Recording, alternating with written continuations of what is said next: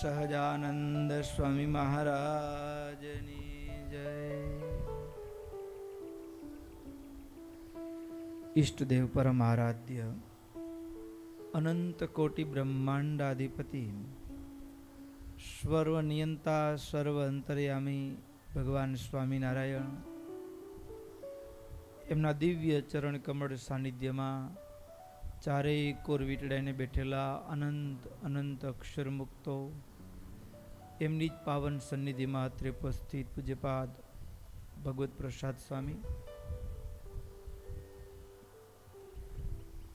તેમજ કથા વિલાસી એવા બાળ યુવાન વૃદ્ધ સમસ્ત ભક્તો સર્વેને ભગવાન સ્વામિનારાયણની ભાવ સ્મૃતિ સહિત સાદર જય સ્વામિનારાયણ. વાલા ભક્તો, આપણી ચાલતી નિત્ય સાયંકાલીન શ્રીમદ સત્સંગી જીવન કથા ગંગા, એમાંય ગત કથા સત્રની અંદર ભગવાન સ્વામિનારાયણ એ જ્યારે ગઢપુરની અંદર બિરાજમાન છે ત્યારે પ્રથમ તો બંને આચાર્યશ્રીઓએ મહારાજને પ્રશ્ન પૂછ્યો, પ્રભુ તમે અમને એક વિશેષ સેવા કાર્યની જવાબદારી આપી, દીક્ષા આપવી, એનો વિધિ કહો. સ્વામિનારાયણ ભગવાને એ સમગ્ર વિધિ વિસ્તારથી કહ્યો. ત્યાર પછી વળી મહારાજ એ વિરાજમાન છે, ફરીવાર એ બંને આચાર્યશ્રીઓએ બીજો એક પ્રશ્ન કર્યો, પ્રભુ આપે જે મંદિરોની વહેંચણી કરી, ઉત્તર દેશ એ નરનારાયણ દેવ દેશ ગાદી, દક્ષિણ દેશ વડતાલ લક્ષ્મીનારાયણ દેવ દેશ ગાદી, અને એ મંદિરોની વહેંચણી કરી, તો એ મંદિરોમાં ઉત્સવો કેવી રીતે ઉજવવા? આપણે હમણાં પૂનમનગર મંદિર બન્યું, હા આપણે કામ લાગે એવી વાત છે. મંદિરમાં ઉત્સવોની ઉજવણી કેમ કરવી? ઘણીક વખત કાળક્રમે ઉત્સવોની ઉજવણીના ભાવ બદલાઈ જાય.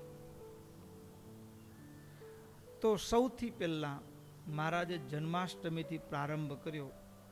જન્માષ્ટમી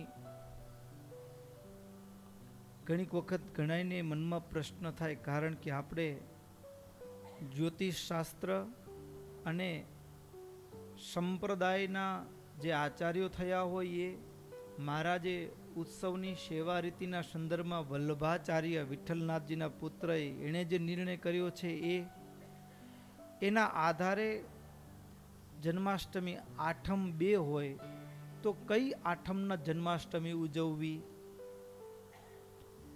આપણે મૂંઝવણ થાય ને ઘણી વખત, એકાદશી 2 આવે તો બીજી જ કેમ લેવી, પેલી કેમ નહીં? પછી સૌથી મોટો પ્રશ્ન નવા વર્ષનો આવે, વચ્ચે આપણો ગામઠી શબ્દ મૂક્યો છે ધોકો, કે આજ દિવસ અહીંયા જ વચ્ચે કેમ આવી આ બધી ગડબડ? તો એના માટે કયા તિથિએ કયો ઉત્સવ ઉજવવો, કેવો યોગ હોવો જોઈએ, નક્ષત્રનો કેવો યોગ હોવો જોઈએ, એ તમામ જે નિર્ણયો છે, કેવી રીતે ઉત્સવ ઉજવવા એનો નિર્ણય કેમ કરવો, એની વાત સ્વામિનારાયણ ભગવાન માંડીને કરે છે. એમાં સૌથી પહેલા જન્માષ્ટમી. તો જન્માષ્ટમીના વ્રતનો નિર્ણય એની વાત મહારાજે આપણે આગળના સત્રમાં સાંભળી. ઘણીક વખત સૂર્યોદય સમયે સપ્તમી હોય અને પછી અષ્ટમીનો પ્રારંભ થતો હોય તો એ સપ્તમીના વેદવાળી અષ્ટમી કહેવાય.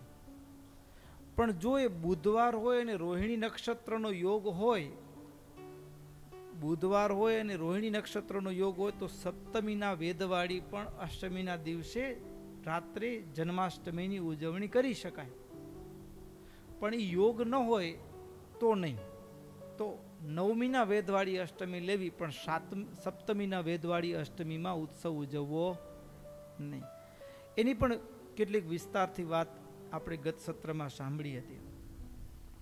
હવે ઉત્સવ કેમ કરવો, ઉજવણી કેમ કરવી?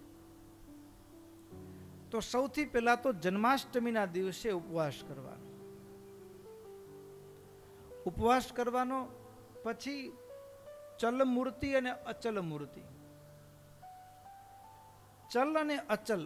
અચળ એટલે કે ચલાયમાન નથી થતી, ભગવાન જે સ્થિર રહ્યા છે મંદિરમાં, જે અત્યારે આપણા મંદિરમાં ભગવાન બિરાજમાન થયા, તો એ અચળ મૂર્તિ છે. પછી આપણે હરિકૃષ્ણ મહારાજ સાથે આવ્યા, એ ચલ મૂર્તિ છે, ઉત્સવ મૂર્તિ જેને કહેવાય. તો શાસ્ત્રોક્ત વિધિ અનુસાર એ ચલ અને અચલ બંને પ્રકારની ભગવાનની જે પ્રતિમા છે, વિગ્રહ છે, એનું પૂજન કરવાનું. હવે ભગવાનની સાથે રાધિકાજી હોય અને રાધિકાજી ન હોય તો લક્ષ્મીજી રહ્યા હોય, તો એ લક્ષ્મીજીને પણ રાધિકાજીના ભાવ સાથે જ એમની પૂજા કરવાની. અને ઘણીક વખત રાધા કે લક્ષ્મી બેમાંથી ન હોય, કેવળ ભગવાન કૃષ્ણની પ્રતિમા હોય તો રાધા અને લક્ષ્મી ભગવાનના અંગને વિશે લીન છે એવા ભાવ સાથે કેવળ ભગવાનની પૂજા કરવાની. હવે સૌથી પહેલા જન્માષ્ટમીના સવારે નિત્ય વિધિનું સ્નાન કરી મંદિરને વાળી ધોઈ લીપણ કરી, જૂનો જમાનો હતો ને, લીપણ કરી સારી રીતે શુદ્ધ કરવાનું. પછી મંદિરના આંગણાની અંદર રંગબેરંગી રંગોળીઓ, મંદિરને સુશોભિત કરવું. ત્યાર પછી એ કળશનું સ્થાપન કર્યું હોય, પંચ પલ્લવ આસોપાલવના કે આંબાના પાન એમાં સ્થાપિત કર્યા હોય અને અદ્ભુત એ તૈયારીઓ થઈ હોય, અને તૈયારીઓની વચ્ચે મધ્યમાં એક મંડપ બનાવવાનો, અને એ સભાખંડના મધ્ય અથવા આંગણામાં કેળના સ્તંભવાળો મંડપ હોય અથવા તો અન્ય સુશોભિત મંડપ હોય, અને એ મંડપને પણ વિવિધ વસ્ત્રો, પુષ્પો, આંબાના પાન આદિથી એને સજ્જ કરવો, શણગાર કરવો. પછી મંડપની ચારે બાજુ કળશનું સ્થાપન કર્યું હોય, સુગંધિમાન ધૂપ, અત્તર આદિ. હવે એની સાથે સાથે બે કામ કરવાના, બે સૂતિકાગ્રહ. સૂતિકાગ્રહ એટલે બાળકના જન્મ પૂર્વે માં જે ઓરડામાં પ્રવેશ કરે અને પછી એ ઓરડાની અંદર એક માનો જન્મ થાય. એટલે કારણ કે બાળકનો જન્મ ન થયો ને ત્યાં સુધી એને માનું બિરુદ ન મળે, એટલે બાળકના જન્મની સાથે જે અત્યાર સુધી સ્ત્રી કહેવાતી હોય પછી એક માં બને. શું બને? માં બને. બાળકનો જન્મ થાય ને ત્યારે એને એક બહુ સરસ મીઠું વાલનું નામ મળે, માં. તો એ નારી માટે જે સૂતિકાગ્રહ હોય તો બે સૂતિકાગ્રહ બનાવવાના. એક સૂતિકાગ્રહની અંદર નાનકડો એક પાટ હોય અને એ પાટ ઉપર દેવકીજી પોઢ્યા હોય એવો ભાવ, અને બીજા સૂતિકાગ્રહની અંદર યશોદાજી રહ્યા હોય એવો ભાવ. અને દેવકીજીની અને યશોદાજીની મૂર્તિ બનાવવી, સાથે સાથે એની સ્થાપના કરવી. પછી સૂતિકાગ્રહની અંદર એના ખોડાની અંદર કે બાજુમાં બાળકૃષ્ણલાલ સ્તનપાન કરતા હોય એવા ભાવ સાથેની ભગવાનની મૂર્તિ બિરાજમાન કરવાની. પછી નાડી છેદ કરનાર ધાત્રી, જેને તમે શું કહો, પેલા સુવાવડ કરાવવા માટે હવે તો હોસ્પિટલમાં જાય એટલે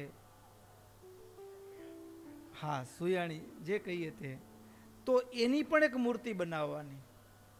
નાડી છેદન કરે, પ્રસૂતા સમયે સાથે હોય તો એની મૂર્તિ. પછી સૂતિકાગ્રહની અંદર એ બધી મૂર્તિઓ તો બનાવી અઘરી બને, એટલે પછી સૂતિકાગ્રહના દિવાલ જે બનાવી હોય એની અંદર નંદજી, ગોપ ગોવાળો, ગાય, આ બધાના ચિત્રો બનાવવાના, બધાના ચિત્રો બનાવવાના. અને ચિત્રોથી કલ્પના કરવાની કે બધા જ એ અહીંયા રહ્યા છે. આ બધી તૈયારી થાય પછી હવે 2 દિવસ તો ખાસ, આઠમ અને નવમીના દિવસે દુંદુભીના એટલે વાજિંત્રો સહિત ઉજવણી કરવાની. એમાં પણ સૌથી પહેલાં અગાઉથી આપણે કોઈ પણ ભગવાનનો 12 વાગે જન્મ થાય ને એના પહેલાં ભગવાનને થાળ જમાડવામાં આવે. તો થાળની અંદર પણ શાક, દાળ આ બધા બનાવ્યા હોય. પછી જલેબી, મોતિયા લાડુ અન્ય ઘીમાં બનાવેલા પકવાનો હોય, આ બધું તૈયાર કરેલું હોય. પૂજનનો પ્રારંભ ક્યારે કરવાનો? તો કે રાત્રિની એક યામ વીતે, એક પ્રહર વીતે, એટલે 6 થી 6 ગણીએ તો 9 વાગે ભગવાનની પૂજાની શરૂઆત થાય. પૂજાની શરૂઆત થાય એમાં સૌથી પહેલું ક્યાંથી? તો કે ભગવાનની ષોડશોપચાર પૂજાની અંદર હવે અચલ પ્રતિમા હોય.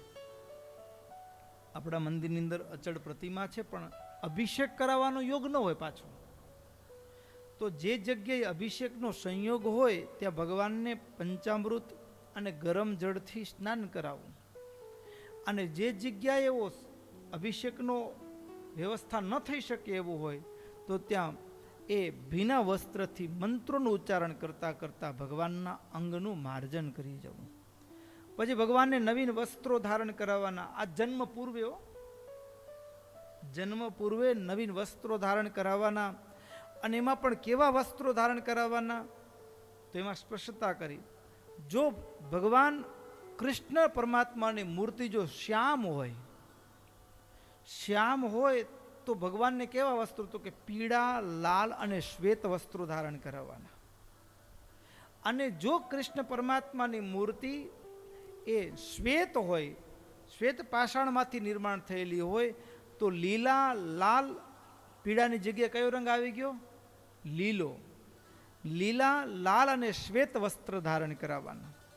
એ જ રીતે રાધિકાજી કે લક્ષ્મીજી સાથે હોય તો એને પણ જે રીતે શોભાયમાન હોય એ રીતના વસ્ત્રો ધારણ કરાવવાના. અલંકારો, મોતીની માળા, રત્નજડિત મુગટ ધારણ કરાવવાનો. આભૂષણો. પછી ગરીબ ભગત હોય, હવે એ તો સોનાના દાગીના ક્યાંથી લાવે? તો એમના માટે પુષ્પની માળાઓ ભગવાનની અર્પણ કરવી. આટલું કર્યા પછી એ જન્માષ્ટમીની રાત્રે સૌથી પહેલું ભગવાનનો જન્મ માં દેવકીના કુખ થકી થયો છે. એટલે દેવકીજી જે સૂતિકા ગૃહની અંદરનો જે નાનકડો રૂમ બનાવ્યો છે, કક્ષ બનાવ્યો છે, એમાં પ્રથમ બાળ પ્રભુલાલને લઈ જવાના ત્યાંકાને. અને ત્યાંથી હવે જ્યારે દેવકીજીના કક્ષમાં હોય ત્યારે ભગવાન માની ગોદમાં હોય. અને પછી થોડો સમય ત્યાં રાખી ક્ષણવાર સ્થાપના કરી પછી ટોપલામાં લઈ અને પછી એ ભગવાનને એ યશોદાજીના કક્ષમાં લઈ જવાના. કારણ કે એ વસુદેવજી રાત્રે મધરાત્રે ટોપલામાં લઈ અને ભગવાનને ગોકુળ મૂકવા માટે ગયેલા. એટલે પછી બીજા કક્ષમાં લઈ જવા. આવી જન્મદિવસ આપણે નથી ઉજવતા હો, જન્માષ્ટમી ઉજવી છે. હા, આવું કરજો.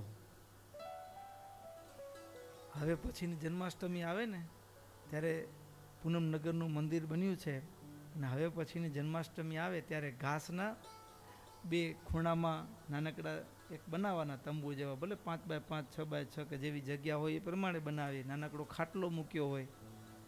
અને ત્યાં કદાચ બીજી મૂર્તિ ન હોય, મોટી મૂર્તિ ન હોય યશોદાજીની કે પછી એ દેવકીજીની, તો પણ એક ખાટલો મૂક્યો હોય તો એવી ભાવના કરીએ. અને પહેલાં ભગવાનને દેવકીજીના કક્ષમાં લઈ જવાના અને ત્યાંથી ટોપલામાં બિરાજમાન કરીને પછી યશોદાજીના કક્ષમાં લઈ જવાના. અને આવી રીતે યશોદાજીના કક્ષમાં ભગવાન આવે. અને એ સમયે હવે જ્યારે દેવકીજીના કક્ષમાં ભગવાન હોય ને ત્યારે દેવતાઓ વાજિંત્ર વગાડતા હતા. કારણ કે ભગવાનનો જન્મ થયો ત્યારે દેવતાઓ બહુ ખુશ થયા. અને પછી આલોકમાં બધા ખુશ ક્યાં થયા? તો કે નંદજીને ત્યાં આવ્યા ને પછી ઉત્સવ થયો. નંદ ઘેર આનંદ ભયો. મથુરામાં ઉત્સવ નથી થયો. પ્રાગટ્યનો ઉત્સવ ક્યાં થયો છે? ગોકુળમાં થયો છે. એટલે પછી એ ભગવાન જ્યારે એ માં યશોદાના કક્ષમાં આવે અને યશોદાના કક્ષમાં આવે ત્યારે વાજિંત્રોના નાદની સાથે બોલો કૃષ્ણ કનૈયા લાલ કી જય, જયકારનો નાદ કરી મંગલ ગીતો બેનો ગાતા હોય. અને પછી મંગલ ગીતો ગાતા હોય અને એની સાથે ભગવાનનું વિધિવત પૂજન થાય. થોડી વાર ભગવાનને માં યશોદાજીના એ જે પાટ છે, આપણે ગામઠી ભાષામાં ખાટલો કહીએ, એના ઉપર જ ટોપલામાં હોય અને પછી ટોપલામાંથી ભગવાનને પારણિયામાં લાવવા. આપણે સીધા જ પારણિયામાં બેસાડતા હોઈએ છીએ. પછી ભગવાનને પારણિયામાં અને પારણિયામાં બેસાડીએ અને ભગવાનને પંચામૃત, પંચાજીરી એ બધું અર્પણ કર્યું હોય, વસ્ત્ર અલંકાર.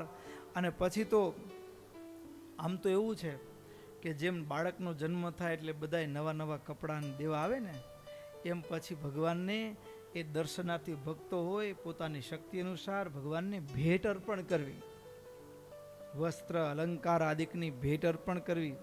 અને આખા એ મંડપમાં ચારેય બાજુ સુગંધીમાન જળનો છંટકાવ થયો હોય, સુગંધ પ્રસરતી હોય, 10 થી અધિક ઘીના દીવા ભગવાનને અર્પણ કરવાના, 10 કરતા અધિક.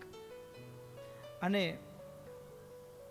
આવી રીતે પછી ઘડીક વાર ભગવાનનો જન્મ થાય, આનંદ થતો હોય તે વળી થોડો પડદો પાડી અને ભગવાનને દૂધ પાક, પૂરી અને આદિક મેવા મિષ્ટાન ભગવાનને જમાડી, મહાનૈવેદ્ય જમાડી, પંચાજીરી આદિક જમાડી અને પછી એ દેવકીજી અને યશોદાજીની આગળ એ પંચાજીરી મૂકી રાખવી. આ પ્રસાદ કોના તરફથી છે? એ યશોદાજી તરફથી છે. એટલે ઘડીક ત્યાં મૂકવાનું અને પછી એ ભગવાન જમતા હોય તો વચ્ચે વચ્ચે જળપાન કરાવ્યું હોય અને ફળ અર્પણ કર્યા હોય ઋતુ અનુસાર, અને પડદો દૂર કરે અને પછી આપણે 12 વાગે જે આરતી થાય ને એ અહીંયા આરતી થાય, મહાઆરતી. એના પેલા આટલું કરવાનું હોય, બરાબર. અને આરતી થાય અને આરતીના નાદની સાથે એ બધા જ ભક્તો દર્શન કરી લે. કેટલો સમય દર્શન ખુલ્લા રાખવા? તો બધા ભક્તો નિરાતે દર્શન કરી લે. પછી કીર્તન ભક્તિ ચાલતા હોય, બધા ભક્તો દર્શન કરી લે ને પછી પડદો બંધ કરી ભગવાનને પોઢાડવા. અને શ્રોતાજનોએ એ દિવસે ખાસ ભગવાનના જન્મની એટલે કે પ્રાગટ્યની કથા એ સંભળાવવી કે સાંભળવી, આટલું કરવાનું. હવે જ્યારે બીજી વાત કહે છે કે પૂજારી જ્યારે પોઢાડે ભગવાનને ત્યારે આભૂષણો ધારણ કરાવ્યા હોય, અલંકારો હોય તો એ લઈ લેવા. આપણે પણ ગમે એટલો સોનાનો હાર રૂપાળો હોય, તમે જાડો હાર પહેર્યો હોય પણ રાત્રે પહેરતા હોય આડો જ આવે કે ના આવે? હા, ગમે એટલો સારો હોય ને ફોટો પડાવવામાં રૂપાળો લાગતો હોય તો પણ. એટલે જ્યારે ભગવાનને શયન કરાવીએ ત્યારે એ અલંકારો બધા લઈ લેવા અને ભગવાનને મેં પોઢાડ્યા છે અને સૂક્ષ્મ અને નાના વસ્ત્રો ભગવાનને ધારણ કરાવવા. હવે પછી એક વાત સ્વામિનારાયણ ભગવાન કહે છે, લોકમાં એવું કહેવાય જન્મ થઈ જાય ને પછી જમી લેવાય, એ ઉપવાસ જ ગણાય. શું કે? હા, ઘણા કરતા હોય એવો, પણ મહારાજ કે અહીંયા કેવું સ્પષ્ટ કીધું, ચરણામૃત માત્રમ તું પીબેન નિશીન ચેતરત કુર્યાત જાગરણમ ભક્ત તદગુણ શ્રુતિ કીર્તનૈ. ચરણામૃતનું પાન કરવું, પંચાજીરી કે પંચામૃતનો પ્રસાદ પણ રાત્રે 12 વાગે પણ લેવો નહીં. જો લે તો ઉપવાસનો ભંગ ગણાય. હા, ઉપવાસ ન કર્યો હોય કે શરીર અશક્ત હોય એની માટે વાત જુદી છે, કારણ કે એ તો એ પ્રવસ છે એટલે એને શાસ્ત્રના નિયમનો બાદ રહેતો નથી, પણ સશક્ત હોય એને અવશ્ય કરવું જોઈએ. હવે આવું કેટલા દિવસ કરવાનું? વળી પાછું સવારે જ્યારે ભગવાનને જગાડીએ ત્યારે વિધિવત એ અંગ દેવતાઓ સહિત ભગવાનને જગાડીએ, પ્રાતઃકાળે પૂજન કરીએ, દૂધ ભાત સાકરનું નૈવેદ્ય કરી, વળી આરતી કરી, વળી આરતી કર્યા પછી ભગવાનને પારણામાં બેસાડીએ. આજે કરીએ કેટલા દિવસ કરવાનો? આપણે છઠ્ઠી સુધી કરીએ. આપણે કેટલા દિવસ સુધી કરીએ? છઠ્ઠી સુધી કરીએ. પણ છઠ્ઠી સુધી તો અવશ્ય કરવું, પણ એનાથી પણ આગળ એક વસ્તુ કીધી અહીં કને મહારાજે, અર્જુન મહોત્સવ. અર્જુન મહોત્સવ ઉજવો છો? નથી ઉજવતા? અર્જુનનો જન્મ દિવસ છે, એ ભાદરવા સુદ બીજના દિવસે છે. ત્યાં સુધી ઉત્સવ ઉજવવાની વાત કરી છે, અર્જુન મહોત્સવ સુધી. અને જ્યારે એ નંદ મહોત્સવ એટલે જન્માષ્ટમીના રાત્રે અને બીજે દિવસે જ્યારે નંદ મહોત્સવ ઉજવીએ નોમના દિવસે, ત્યારે પણ ઉત્સવમાં પુરુષોએ શું શું કઈ કઈ સામગ્રીથી ઉત્સવ ઉજવવાનો, તો કે દહીં, દૂધ અને જળ એ પુરુષો એકબીજા ઉપર છાંટવું એ દિવસે. અને મંદિરના આંગણામાં બેનો ભક્તો હોય એને તો કે હળદર, હલ્દી ચૂર્ણ, તેલ, ગોરસ અને કુમકુમ અને માખણ એ એકબીજાના અંગ ઉપર ચોપડવા, કે આવી રીતે બહેનોએ નંદ મહોત્સવની ઉજવણી બહેનોએ કરવી. પછી નંદ મહોત્સવની અંદર વિધવા બહેનો હોય, કોઈ બહેનો ભક્તો હોય કે સાધુ કે બ્રહ્મચારી હોય, એને આ જે દહીં દૂધ કે એ એકબીજા ઉપર એ જે ઉજવણી છે એમાં એને સમન્વિત થવું નહીં. હવે જો થાય તો એનું પ્રાયશ્ચિત કરવાનું પણ મહારાજ કહે છે કે છાંટા ઉડે તો પછી એક માળા કરવાની અષ્ટાક્ષર મંત્રની, એવો પણ વિધિ ગયો છે. હવે અર્જુન મહોત્સવ જન્માષ્ટમી કેમ ઉજવવી એ કીધું. હવે અર્જુન મહોત્સવ, અર્જુનને શાસ્ત્રમાં નરનો અવતાર કયા છે, એટલે એના ઉત્સવની ઉજવણી પણ કેવી રીતે કરી, તો કે ભાદરવા સુદ બીજના દિવસે એ અર્જુન મહોત્સવ ઉજવવો. અને આ ઉત્સવની ઉજવણી કરીએ તો પણ ઘણાને ભગવાન કૃષ્ણની જે ઉજવણીની વાત આવી ને, તો હવે દાખલા તરીકે ઘણી વખત અમદાવાદ દેશ હોય તો રાધા કૃષ્ણદેવ બિરાજમાન છે, પણ નરનારાયણ દેવ હોય તો આપણે એમ કે આપણે નરનારાયણ ભગવાનનું મંદિર છે, અમે જન્માષ્ટમી કેમ ઉજવવી? શું કે ઘણા ત્યાં જન્માષ્ટમી કેમ ઉજવવી? તો એવું નથી.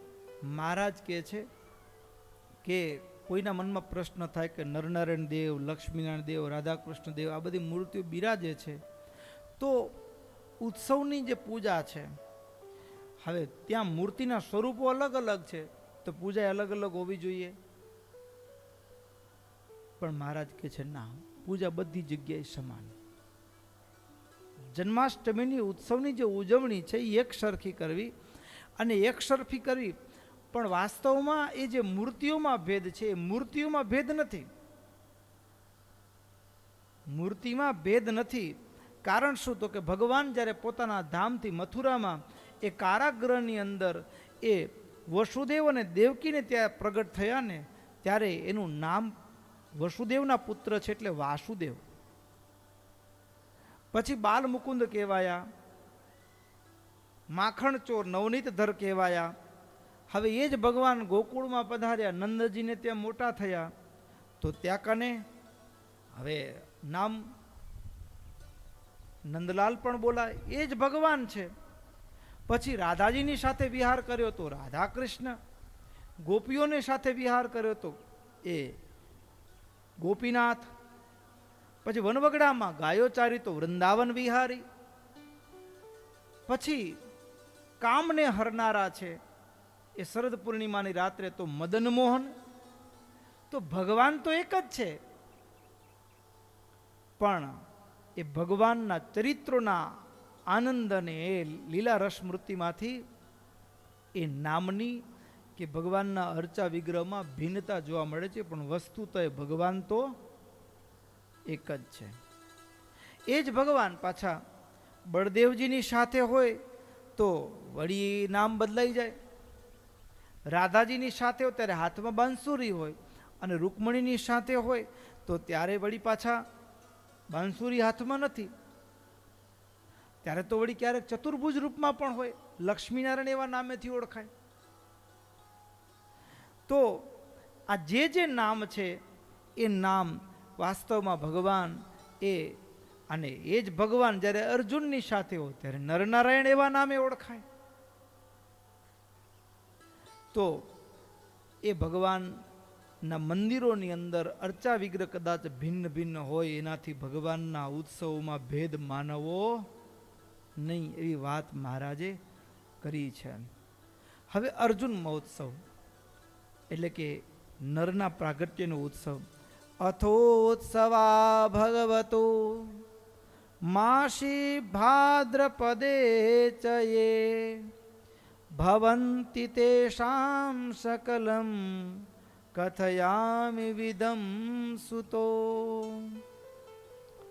ભાદ્ર શુક્લ દ્વિતીયાયામ મધ્યાહ્ને ગુરુવાસરે નક્ષત્રે અર્યમા દૈવત્યે મુરુતે વિજિદાહવે. ભાદરવા સુદ બીજ ગુરુવાર મધ્યાહ્નનો સમય ઉત્તરા ફાલ્ગુની નક્ષત્ર અભિજીત નામના મુહૂર્તમાં એ ઇન્દ્ર થકી કુંતીને ત્યાં અર્જુનનો જન્મ થયો છે. એટલા માટે એ ઉત્સવ એ સમયે દેવતાઓએ ઉજવ્યો હતો. કારણ કે કુંતાજીએ એ 5 મંત્રો જે દુર્વાસાજીએ આપ્યા હતા એના મનમાં એમ થયું કે આ સાચા હશે કે ખોટા હશે. અને મંત્રનું ઉચ્ચારણ એ તો કર્ણનો જન્મ થયો, પણ આ જે 5 પુત્રોની પ્રાપ્તિ થઈ એ 5 મંત્રો પણ એને પ્રાપ્ત થયેલા. તો એ મંત્રની પ્રાપ્તિને પુત્રોનો જન્મ તો જંગલમાં થયેલો, કઈ આશ્રમમાં એ મહેલમાં નથી થયો 5 પાંડવોનો જન્મ. તો હવે એ સમય ઉજવણી કોણે કરી હશે? તો કે દેવતાઓ ઉજવણી કરી છે. તો દેવતાઓ ઉજવ્યો તો એટલા માટે આ અર્જુન મહોત્સવ. હવે અર્જુન મહોત્સવની તિથિમાં પણ કેવું કીધું તો કે બીજની તિથિ ત્રીજના વેદવાળી હોય એ જ ગ્રહણ કરવી. બીજ હોય અને પછી ત્રીજ ચાલુ થઈ જતી હોય કે ત્રીજની અસર બીજમાં જણાતી હોય એ તિથિ. પછી એમાં વળી પાછું નક્ષત્રનો ઉત્તરા ફાલ્ગુની નક્ષત્રનો દિવસ હોય અને એ કદાચ ઘણી વખત એવું કે પડવાના દિવસે આવતો હોય. બરાબર, પડવાના દિવસે આવતો હોય અને બીજ કેવળ મધ્યાહ્ને વ્યાપ્તિ હતો તે ગ્રહણ કરવી, કારણ કે નક્ષત્રનો યોગ આવે છે. એટલા માટે આવી રીતે મહારાજે વિસ્તારથી કઈ તિથિ કયા ઉત્સવ માટે કયો સમય પસંદ કરવો એની પણ વિસ્તારથી મહારાજે વાત કરી છે. અને જ્યારે નર ભગવાનના જન્મોત્સવની ઉજવણી કરીએ તો એમાં પણ ભગવાનને એ નર ભગવાન એટલે અર્જુનને મુગટ, ધનુષ, બાણ, તલવાર, શૂળની ઢાલ આ બધું ધારણ કરાવવું, નૈવેદ્યમાં પૂરી, ઘેબર અને દૂધપાક અર્પણ કરવો. અને હવે એમાં કેવું છે તો કે પૂજા કરનાર છે એ પ્રથમ તો શ્રી કૃષ્ણ ભગવાનની જ પ્રતિમાનું સ્થાપન કરવું. અને હવે અલગથી નર ભગવાનની મૂર્તિ ન હોય તો કૃષ્ણની મૂર્તિની જ પૂજા એ નરના ભાવ સાથે કરવી. અને પ્રતિમા અલગ હોય ભિન્ન તો પૂજારી કરી શકે. અને ઘણી વખત ઈચ્છા હોય મૂર્તિ અલગ ન હોય અને કૃષ્ણની જ મૂર્તિઓ પણ કરવાની પૂજારીને તીવ્ર ઈચ્છા હોય તો ભૂદેવ જેવાને છૂટી દીધી. અહીં કને શું કીધું તો કે સુવર્ણમય અર્જુનની મૂર્તિ બનાવીને પૂજા કરવાની. પૂજારી કેની મૂર્તિ બનાવવાની? સોનાની. હો હા, સુવર્ણમય અર્જુનની મૂર્તિ બનાવી અને અભિજીત મુહૂર્તમાં મધ્યાહ્ને પૂજા કરવી. શોભાયમાન મંડપ જેમ આગળ કહ્યું એ રીતે. પછી એમાં પણ એ સમયે મૂર્તિઓમાં પણ અંગ દેવતાઓનું પૂજન કરવું. સાથે એમાં પાંડુ, કુંતી, માદ્રી, યુધિષ્ઠિર, ભીમ અને શતશૃંગ પર્વતમાં રહેતા મુનિઓ જે ઋષિઓ છે તેમજ ઇન્દ્રના અંગ દેવતાઓનું એ દિવસે ખાસ પૂજન કરવું. દૂધપાક પૂરીનું અર્જુને નૈવેદ્ય ધરવું, કપૂર અને ઘીથી યુક્ત દિવેટોથી આરતી કરવી અને હિમાલયના પ્રાંત પ્રદેશમાં પ્રગટ થયેલા અર્જુનની જન્મકથા એ દિવસે ગાન કરવી. અને અર્જુનના જન્મ દિવસે એ ભગવાનના જ અંશરૂપ છે એટલે બાળકૃષ્ણને જ પારણામાં પધરાવી અને ઝુલાવવા, ભગવાનને જ ઝુલાવવા. અને આવી રીતે એ દિવસે પૂજા થયા પછી પૂજારીએ હવિષ્યાન એક જ વખત જમવું એવું પણ કહ્યું છે.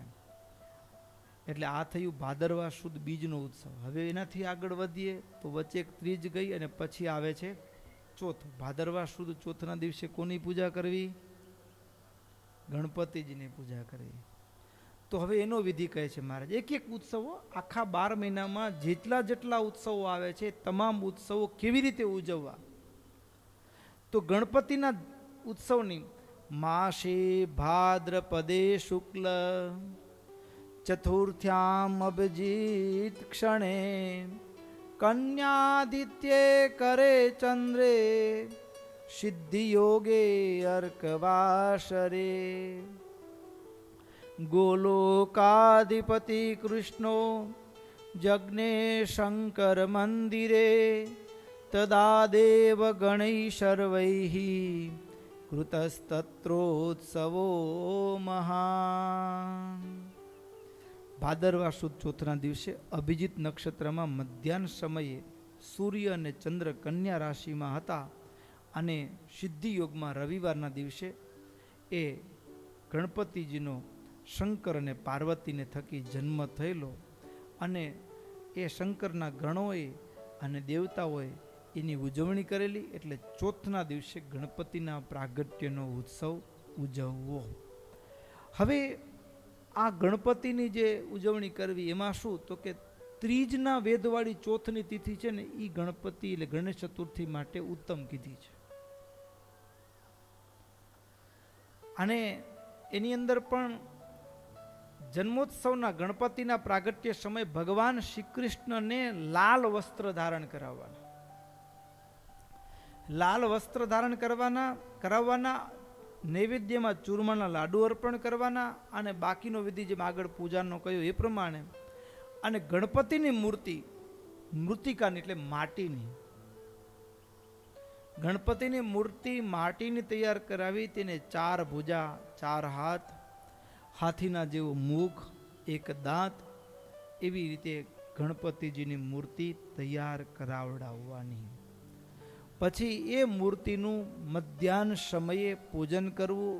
સિંદૂર દુર્વા શમીપત્રથી ગણપતિની પૂજા કરવી અને 21 લાડુ નૈવેદ્યમાં આપવાના. કેટલા?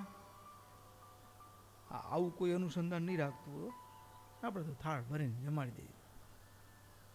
21 લાડુ નૈવેદ્યમાં અર્પણ કરવાના. અને ભક્તો ગણપતિજીને ભગવાન નારાયણના જ અવતાર કયા છે.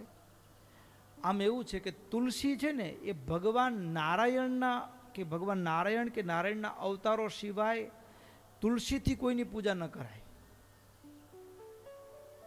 તુલસીથી પૂજા અન્યની કોઈની ન થાય. ભગવાન નારાયણ કે એના અવતારોની જ પૂજા તુલસી દલથી થાય, એના સિવાય નહીં. પણ કેવળ ને કેવળ ગણેશ ચતુર્થીના દિવસે ગણપતિ ભગવાનના અવતાર કયા છે ગણપતિજીને, એટલે એક દિવસ ગણપતિજીની પૂજા તુલસી દલ વડે કરવી.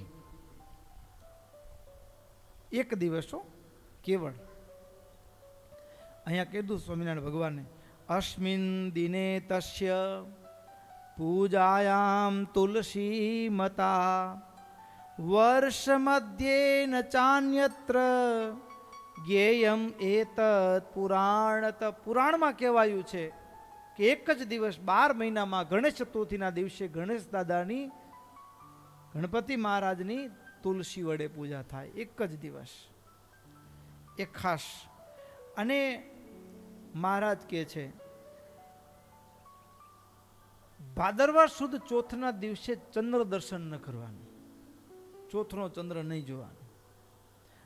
હા, હવે તો એવું આ બધા જમાનામાં માણસોને એવું થઈ ગયું કે આ બધું હવે કઈ એવું હોય નહીં. કારણ કે આપણે બધા હવે વધારે પડતા એજ્યુકેટેડ થઈ ગયા. હો, શું થઈ ગયા? એજ્યુકેટેડ થઈ ગયા એમાં વાંધો નહીં, પણ ઓવર એજ્યુકેટેડ થઈ ગયા. હા, એટલે ચોથના ચંદ્રનું દર્શન નહીં કરવાનું. અને જો ચોથના ચંદ્ર ભાદરવા સુદ ચોથના દિવસે ચંદ્ર દર્શન કરે તો એના ઉપર મિથ્યા આરોપ આવે, કલંક લાગે. શું લાગે? મિથ્યા કલંક લાગે, એવું મહારાજ કહે છે. અને અજાણતા જો ચંદ્ર દર્શન થઈ જાય ચોથના દિવસે, અજાણતા તો મહારાજે કીધું કે ભાગવતમાં સ્વયંતક મણિના જે હરણની કથા છે, મણિહરણની કથા, એ કથા સાંભળવી, એનો પાઠ કરવાથી એની નિવૃત્તિ થાય. મહારાજે પણ લોકમાં પછી એક બીજી વાત પણ આવે. સ્વામિનારાયણ ભગવાન ચોથના દિવસે ચોથનો ચંદ્ર જોઈ ગયા, પછી હવે પ્રાયશ્ચિત કરવું પડે.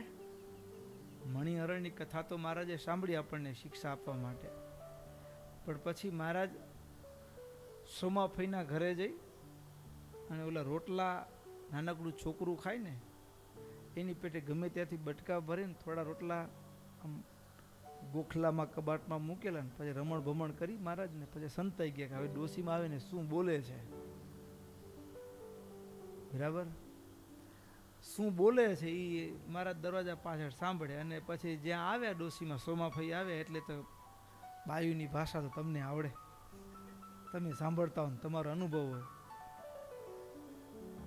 અને એવી એવી મસ્ત મસ્ત બિલાડો આવ્યો, મું પીટ્યો, આ ને એવું મસ્ત મસ્ત. મહારાજ બેઠા પાછળ આમ સાંભળે ને હસે હો, પાછળ બધું બગાડી ગયું મારું ને આ બધું આમ કરી ગયું ને આમ કરી ગયું ને આમ. પછી મહારાજ હસતા હસતા, મહારાજ તમે હતા? અરે મહારાજ મહારાજ મહારાજ મારાથી ભૂલ થઈ ગઈ. મહારાજ કે તમારો વાંક નથી. એટલે શું અમારે ચંદ્ર દર્શન થઈ ગયું હતું ને, પ્રાયશ્ચિત કરવું હતું મહારાજ કે અમારે. પણ કથા છે ને ભક્તો, રહસ્ય ભાવ, લક્ષણા ભાવ ને મુખ્ય ભાવ. ચોથનો ચંદ્ર જો જુએ તો એના ઉપર મિથ્યા કલંક પ્રાપ્ત થાય. મહારાજ કે એમાં શંકા નથી, એવું કીધું. લો ત્યાં સુધી બોલ્યા. શું કીધું મહારાજે? અથ રાત્રૌ ન કર્તવ્યમ કેનાપી નિંદોસ્તિ દર્શનમ કૃતે મિથ્યાપાદસ્ય પ્રાપ્તિ સ્યાત અત્ર ન સંશય. કોઈ શંકા નથી. અને આમ જોવા જઈએ તો આપણે એમ થાય મેં કંઈ કર્યું નથી, છતાં મારા ઉપર આવો કેમ આરોપ આવે છે? તો ક્યાંક ને ક્યાંક જાણતા અજાણતા આપણાથી ચોથના ચંદ્રનું દર્શન થયું છે, એનું આ પરિણામ છે. શું છે? જાણતા અજાણતા ચોથના ચંદ્રનું દર્શન થાય ત્યારે કોઈ વ્યક્તિ ઉપર મિથ્યા કલંક, એને કંઈ ભૂલ ન કરી હોય છતાં એના ઉપર આરોપ આવે, મિથ્યા કલંકનો આરોપ આવે છે, એમાં કોઈ શંકા નથી. સ્વામિનારાયણ ભગવાને કીધું કોઈ શંકા નથી. પણ જો એનું નિવારણ કરવા માટે, એટલે ભાદરવા સુદ ચોથના દિવસે અવશ્યપણે ચંદ્રનું દર્શન નહીં કરવાનું, પણ ચંદ્રના દર્શન કરવાને બદલે શું કરવાનું? તો કે સ્વયં તક મણિહરણની જે કથા છે એ ચોથના દિવસે અવશ્ય સાંભળવી. સ્વયં તક જે મણિહરણની કથા છે એ ચોથના દિવસે અવશ્ય સાંભળવી. ભાગવતનો એ 10મ સ્કંદ ઉત્તરાર્ધ તમે કથા સાંભળી છે કે સત્રાજીત રાજા હતા, અને સત્રાજીત રાજા એને સૂર્યનારાયણ ભગવાનની કૃપાથી એમને સ્વયંતક મણિ પ્રાપ્ત થયેલો. અને સ્વયંતક મણિ કેવો ગજબ હશે કે એ 8 ભાર સોનું પ્રતિદિન એ સ્વયંતક મણિની ઉગતા સૂર્યે એ સ્વયંતક મણિની પૂજા કરે તો 8 ભાર સોનું પ્રાપ્ત થાય. બરાબર? હવે 8 ભાર સોનું એ સ્વયંતક મણિની પૂજા કરવાથી રોજ પ્રાપ્ત થાય. એટલે એ સત્રાજીત રાજા પાસે ભગવાન શ્રી કૃષ્ણ પરમાત્માએ એ સ્વયંતક મણિની માંગણી કરી કે જો તમે મણિ આપતા હો તો આ મણિના પ્રભાવથી પ્રાપ્ત થતું જે સુવર્ણ છે એ પરોપકાર માટે વપરાય. તમે ગ્રસ્થ છો, ગ્રસ્થ પાસે ધન હોય તો એક વ્યક્તિની એક મર્યાદા હોય કે એના પરિવાર માટે વાપરશે, કે એક મર્યાદા આવી જાય. પણ ભગવાને એટલા માટે માંગણી કરી કે જો તમે આપતા હો તો દિન દુખિયાઓ માટે, પરોપકાર માટે, લોકહિતાય એનો પ્રયોગ થાય. પણ સત્રાજીતે ના પાડી દીધી. સત્રાજીતે ના પાડી, થોડા દિવસ થયા ન થયા અને એમાં દેવયોગી એવું થયું કે સત્રાજીતના ભાઈ પ્રસેન એ સ્વયંતક મણિ એ સોનાની ઉતરીમાં નાનકડી ડાબલી બનાવેલી ને ડાબલીમાં એ સ્વયંતક મણી મૂકેલો, કંઠમાં પહેરી અને નીકળ્યા શિકાર કરવા. મોટા માણસોના શોખે મોટા હોય.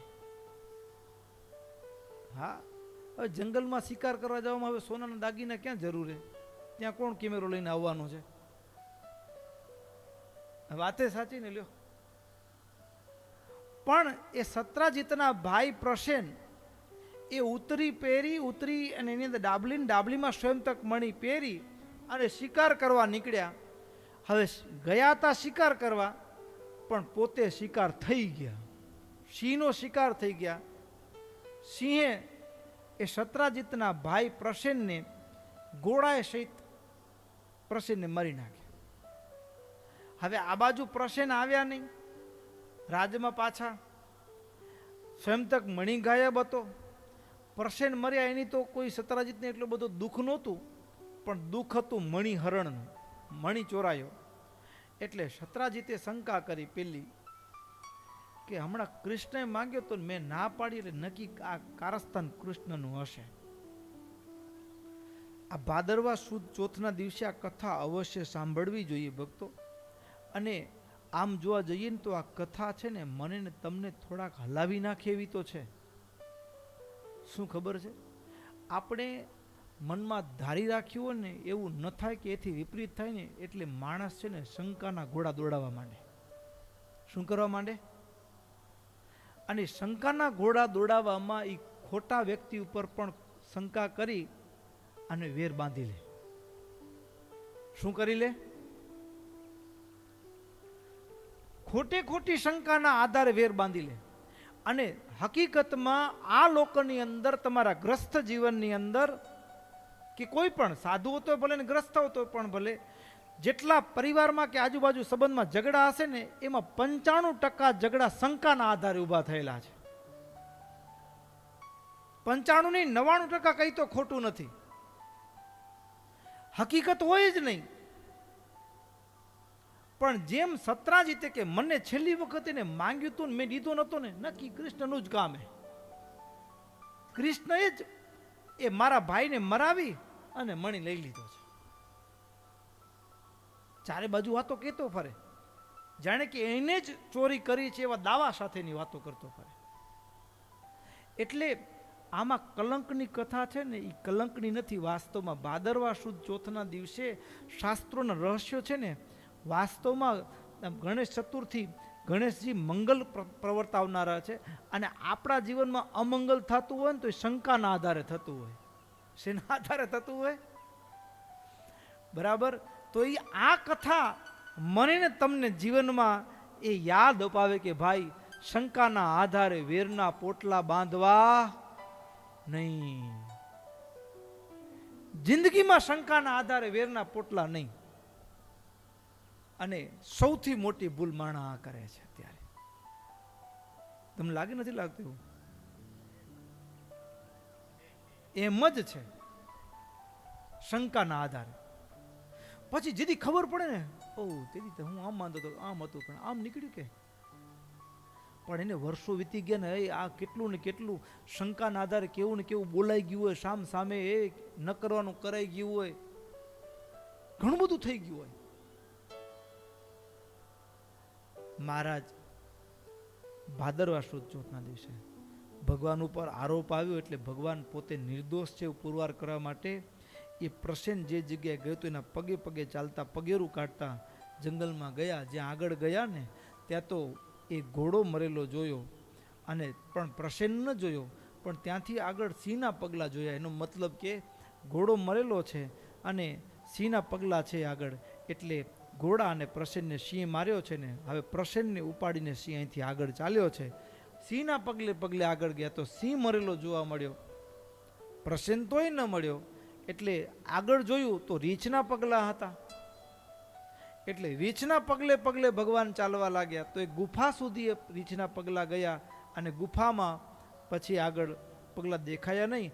એટલે સાથે એ લશ્કર પણ હતું, યાદવો પણ સાથે હતા. ભગવાને કીધું 18 દિવસ રાહ જોજો, બારે આવું તો ભલે, નહીતર પછી તમે પાછા ચાલ્યા જજો, મારી ચિંતા કરતા નહીં. અને એકલા ભગવાને એ ગુફામાં પ્રવેશ કર્યો. ગુફામાં પ્રવેશ કર્યો ત્યારે આ રીછની સાથે યુદ્ધ થયું, પણ 18ના બદલે 21 દિવસ ચાલ્યું. એટલે બધા તો 18 દિવસ ભગવાને કીધું તો પાછા નીકળી ગયેલા. પણ 21મા દિવસે રોજ એ રીછ ભગવાનની સાથે ભયંકર તુમુલ યુદ્ધ થાય. આમ હાર ન સ્વીકારે પણ હાડકા ખોખરા થઈ ગયા. 21મા દિવસે વિચાર આવ્યો કે આજ દિવસ સુધી મને હરાવી શકે એવું કોઈ છે નહીં. એક હોય ને તો મારો સ્વામી એ રામ હોઈ શકે. એટલે નક્કી આ રામ છે, એના સિવાય ન થાય.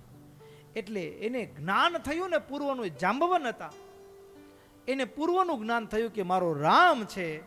એટલે ભગવાનના ચરણમાં પડ્યા. 21મા દિવસે મારી ભૂલ થઈ, 21 દિવસ સુધી હું તમને ઓળખી ન શક્યો, તમારી સાથે યુદ્ધ કરતો રહ્યો, મને માફ કરી દો. તમે જે માંગો તે. તો કે મારે બીજું કાંઈ નહીં, આ તો પેલી ઉતરી છે ને એ જોઈએ, બીજું કાંઈ નથી જોઈતું. પણ હવે ભગવાનની સાથે અને પેલી ઉતરી છે ને એ રીછની એક બચ્ચું હતું, અને એ નાનકડા છોકરાને તમે લઈ આવો રમતા હોય ને એમ એ રમતું હતું. એ ઉતરીને લઈને એટલે ભગવાને માંગણી કરી, એટલે રીછે માંગણી કરી જાંબવાને, આપ્યું નહીં. એટલે પછી જાંબવાને નક્કી કર્યું કે દે ન દે વાંધો નહીં, આ છોકરી છે લઈ જાઓ. હા, શું લઈ જાઓ? હા. અને હવે એ તો રીછ કન્યા હતી. દેહ કેવો હતો? રીછનો હતો. અને એ લઈ આવ્યા એટલે ભગવાનના બીજા લગ્ન થયા. હવે પછી કેશવ પ્રસાદ સ્વામી ખાસ આ પ્રસંગ કહેતા. પછી હવે આવું રૂપ, એટલે હવે દ્વારિકામાં કેમ રહેવું, બરાબર ને? એટલે પછી ભગવાને યુક્તિ શીખવાડી કે રૂકમણીના પગ પકડવાના, અને જ્યાં સુધી એને કહેવાનું તમારા જેવું રૂપ નહીં દો ને ત્યાં સુધી છોડીશ નહીં. અને રીછથી તો આમે ઉંદર નીકળે તો બાયું ડરે, અને આ રીછ પગ પકડે એટલે રૂકમણીજીએ માનવ સ્વજ ચેષ્ટા કરતા ગભરાઈ ગયા. એટલે કીધું મને તમારે જેવું રૂપ આપવા. દીધું મુખ મારા ચરણ. અને ત્યાં જાંબવતીને એ રીછનો દેહ મટી અને સૌંદર્ય પ્રાપ્ત થયું માનવ દેહ રૂપી, એ રૂકમણીની કૃપાથી. અને આ કથા ઉપરથી બીજા 2-3 મર્મો છે. પણ હવે મણી પાછો આપ્યો ને, હવે શંકા કરીને વેર તો બાંધી નાખ્યું, ચારે બાજુ ઢોલ નગારા વગાડે, કૃષ્ણે મણી હરણ કર્યો હતો. ને હવે ખબર પડી કે આમાં કૃષ્ણનો કંઈ હાથ નહોતો. હવે મોટા સાથે વેર બાંધ્યું, ભગવાન સાથે, દ્વારિકાનાથ સાથે. એટલે લોકમાં ખરાબ ન લાગે અને સચવાઈ જાય ને, એટલા માટે સત્રાજીતે શું કર્યું? પોતાની દીકરી પરણાવી કે ભગવાન દઈ દે તો હવે સંબંધમાં થઈ ગયો એટલે બધું ઠરી જાય. ઠારવા માટે લોકમાં બધું સારું સાજું નરવું થઈ જાય એના માટે એ દીકરી પરણાવ્યા. હવે દીકરી પરણાવ્યા એટલે ભગવાનના બીજા લગ્ન થયા. પણ હવે જે દીકરી પરણાવ્યા ને એનું કૃતવર્માની સાથે વાકદાન થઈ ગયેલું. એટલે કૃતવર્માને અક્રૂરજી કીધું કે જોયું, તારા ભાગમાં તો કૃષ્ણ પડાવી ગયા, તમારા લગ્નમાં હોય ને ગ્રસ્થમાં.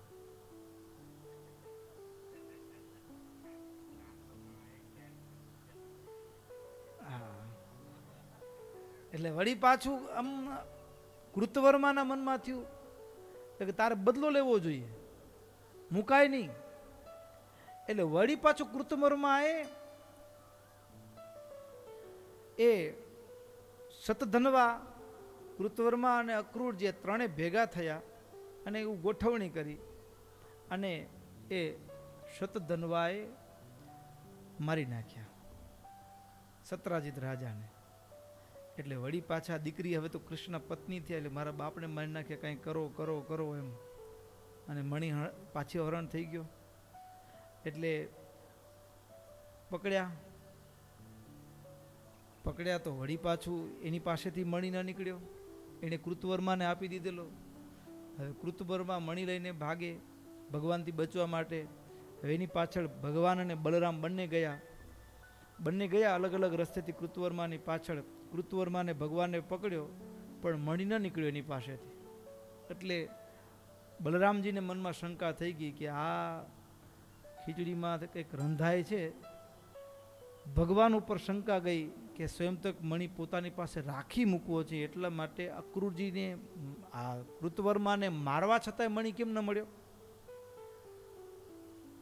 કંઈક અંદર ઊંડું છે. એટલે એ નારાજ થઈ, ઉદ્વેગિત થઈ અને ત્યાંથી જ યાત્રા કરવાના નામે નીકળી ગયા એકલા. હવે મણી મળ્યો નહીં, કૃતવર્માને મારવા છતાંય મણી ગયો ક્યાં? મણી ગયો ક્યાં?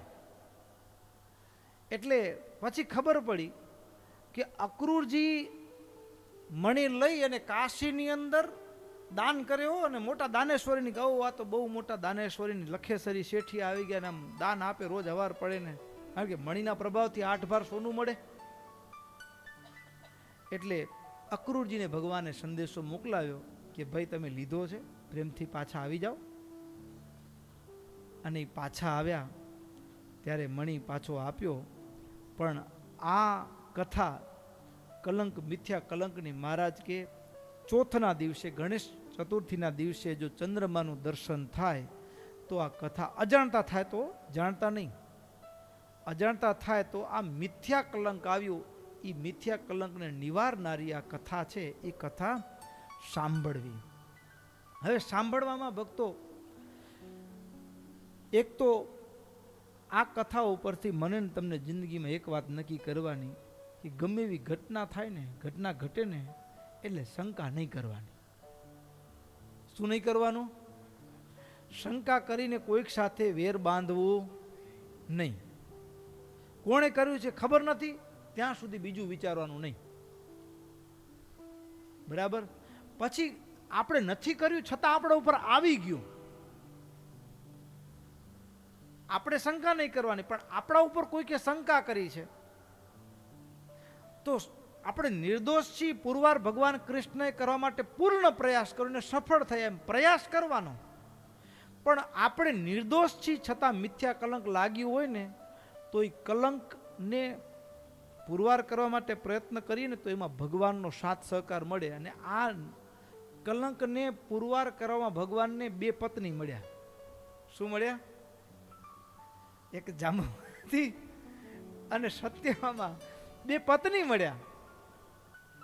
સમજી ગયા ને? અષ્ટપટરાણીમાંના 2 પટરાણી જે છે એ આ મિથ્યા કલંક લાગ્યું એમ કોઈક આપણા ઉપર મિથ્યા કલંક નાખીને કોઈક આપણના ઉપર આક્ષેપ નાખીને હેરાન કરે ને તો દુઃખી નહીં થવાનું. તમને ભગવાનનો વિશેષ કૃપા પ્રસાદ મળશે. શું મળશે? કોઈક મિથ્યા કલંક નાખે, આપણે કરવાનું નહીં, આપણા ઉપર આવે તો આપણે સત્ય છે એવો પુરવાર કરવાનો પ્રયત્ન ચોક્કસ કરવાનો. પણ આવ્યું છે તો આપણે મિથ્યા કલંક નાખનાર ઉપર આપણે ખોટા વિચારો કે ઝઘડો કરવાની જરૂર નથી. આપણે ભગવાનનું ભજન કરવાનું. તો એ કલંક નાખનાર આપણી વાતો કરે છે ને એના આધારે ભગવાન આપણને ક્યાંક જ્યાં ફસાતું હોય, અટકતું હોય ને ક્યાંક પ્રાપ્તમાં ન હોય ને એ ભગવાન આપણું દોડવા માંડે. સમજ્યા ને? એટલે ભગવાનની કૃપા વરસે. એટલે ચોથના દિવસે આખી દુનિયા ગણપતિ મહારાજનું પૂજન કરે છે, પણ ચોથના દિવસે આની કથા પણ અવશ્ય સાંભળવી જોઈએ.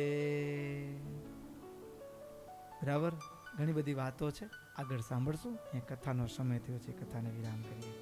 બોલો સ્વામિનારાયણ ભગવાનની જય. ત્રેપતે ત્રેધરમ સર્વદેવીશ્વરમ ભક્તિધર્માત્મજમ વાસુદેવમ હરિ માધવમ કેશવમ કામદમ કારણ સ્વામિનારાયણમ નીલકંઠમ ભજે. સ્વામિનારાયણ સ્વામિનારાયણ સ્વામિનારાયણ સ્વામિનારાયણ સ્વામિનારાયણ સ્વામિનારાયણ સ્વામિનારાયણ સ્વામિનારાયણ સ્વામિનારાયણ સ્વામિનારાયણ સ્વામિનારાયણ